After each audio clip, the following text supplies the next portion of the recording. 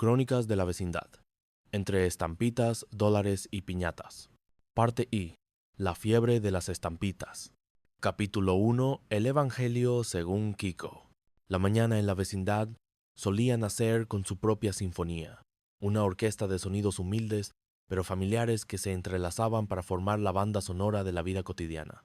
El primer movimiento lo marcaba el goteo persistente de la llave del lavadero común, un metrónomo implacable que contaba los segundos de la pobreza compartida. Le seguía el arrastrar de pies de doña Florinda, un compás apresurado y lleno de indignación preventiva, como si el mundo entero se hubiera confabulado para ofenderla desde el amanecer. Luego, el lamento lejano de un gato en el tejado, el murmullo de una radio mal sintonizada en la vivienda de doña Clotilde y, finalmente, el sonido hueco y solitario de una escoba barriendo el polvo de un patio que nunca terminaría de estar limpio. Era una paz precaria, una calma tejida con los hilos de la rutina y la resignación. Esa mañana, sin embargo, la sinfonía fue brutalmente interrumpida por un solo de trompeta desafinada. No era una trompeta real, por supuesto, sino el anuncio sonoro que precedía a la llegada de Federico Mátalas Callando, más conocido en los anales de la vecindad como Kiko. Su entrada no fue una simple caminata, fue una procesión. Avanzó desde el portón con la solemnidad de un emperador romano volviendo de una conquista, aunque su única conquista del día había sido convencer a su madre de que le comprara el objeto que ahora sostenía contra su pecho como si fuera el Santo Grial. Sus mejillas, dos globos perpetuamente inflados por una mezcla de aire y superioridad, parecían hoy más grandes que nunca, tensas por la magnitud de la noticia que estaba a punto de desatar sobre el desprevenido populacho. Sus piernas, arqueadas como dos paréntesis, daban pasos cortos y deliberados, cada uno diseñado para maximizar el suspense. Vestía su impecable traje de marinerito, planchado hasta la rigidez, un uniforme que lo separaba de la chusma y lo proclamaba miembro de una aristocracia imaginaria. Se detuvo en el centro exacto del patio, el punto de mayor visibilidad, y esperó. No tuvo que esperar mucho. Como polillas a una llama, o más bien como moscas a un caramelo, el Chavo y la Chilindrina emergieron de sus respectivos escondites. La Chilindrina, con su vestido desparejo y sus anteojos siempre a punto de caerse, lo miró con una suspicacia afilada. El Chavo, saliendo de su barril, que para él era a la vez hogar, fortaleza y cápsula de escape, lo observó con una curiosidad pura, desprovista de malicia. Kiko paladeó el momento. En su mente, este era su gran triunfo. No se trataba del objeto en sí, sino del poder que éste le confería. El poder de ser el centro de atención. El poder de poseer algo que los demás deseaban. La alegría que sentía no provenía de la posesión, sino de la envidia que esperaba cultivar. Era una forma de riqueza que entendía a la perfección.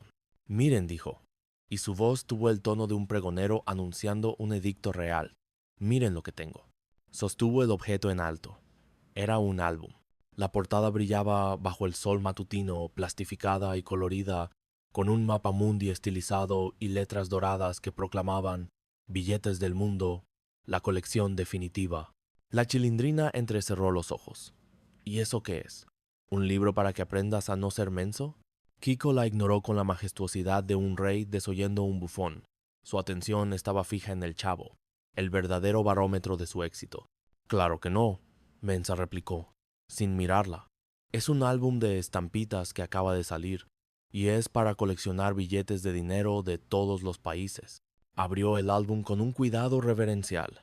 Las páginas estaban limpias, vírgenes, con recuadros vacíos esperando ser llenados. El olor a papel nuevo y a pegamento fresco flotó en el aire, un perfume de lujo en un ambiente que olía a humedad y a frijoles recalentados. En la primera página ya había algunas estampitas pegadas. Eran imágenes de billetes, increíblemente nítidas y detalladas. El verde de un dólar americano, los colores vibrantes de un franco francés, la caligrafía exótica de un yen japonés. Para los niños, acostumbrados a las monedas gastadas y a los billetes arrugados de la moneda nacional, aquello era un tesoro de una tierra de fantasía. El Chavo se acercó, hipnotizado.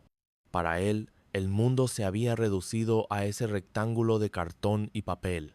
El hambre que sentía habitualmente en el estómago, esa compañera constante que solo una torta de jamón podía aplacar, fue reemplazada por un nuevo tipo de apetito, una avidez que le nacía en los ojos y le recorría todo el cuerpo. Nunca había sabido que algo así existía y por lo tanto nunca lo había deseado. Pero ahora, al verlo, supo con una certeza absoluta que su vida no estaría completa sin él. ¿Desdietes de adepteras?, preguntó, su lengua tropezando con la extrañeza del concepto, revelando su total ajenidad a un mundo de lujos como aquel. Claro que no, menso, corrigió Kiko, deleitándose en la ignorancia de su amigo. Son estampitas que parecen billetes. Mira, estos son los billetes que se usaron hace 100 años. Señaló una estampa de un billete antiguo, con la imagen de un hombre barbudo y serio. ¿En tiempos de Don Ramón?, inquirió el chavo, con genuina curiosidad. Desde su puerta, don Ramón, que había estado observando la escena con el ceño fruncido, sintió una punzada de indignación. «Te equivocas, chavo, yo no soy ningún viejo». El álbum de Kiko era más que un simple juguete. Era la introducción de un complejo sistema económico y social en el microcosmos de la vecindad. Hasta ese momento, el estatus entre los niños se regía por reglas simples. ¿Quién tenía la pelota más nueva? ¿Quién podía llorar más fuerte para conseguir lo que quería? ¿Quién tenía un papá que, aunque fuera para regañarlo, estaba presente?